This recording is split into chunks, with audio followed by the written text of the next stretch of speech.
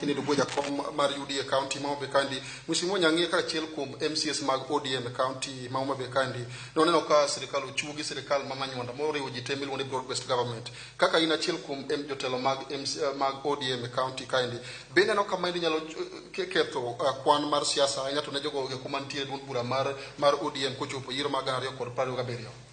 Erokamano, na wach ni politics and local based. For example, I ward not to understand politics man ward na malonga tangata.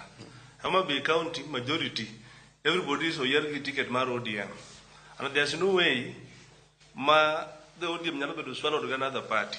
Another one watching the figures mouse if now can be watching UDA no register. Those are things on papers. They are not things which are they are not the things on papers. Another one watching Manugi managiti muso that monokat 2027 no chopro watching never register jimangen UDA no equal go. But that is nothing like UDA or jimangen. And if for me to challenge him, we are moving towards 2027. We're going to UDA with the year MCA kata MP in Homabay County. I want to assure you that right today. Onge manubru ngisi the UDA have got no numbers in Homabay County.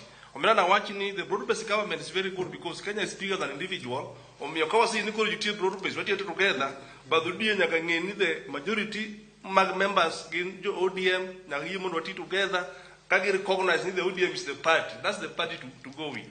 And the broad-based government are working. Kilo development manganya nyansa kato kinomara reyo. Even people are in the UDA and ODM. These are just our brothers. Other brother, this is my brother, that's our sisters. The broad-based government is is good. What you together on mix one development man obey. But now come 2027, when you're working and ODM will carry the day as always. Right.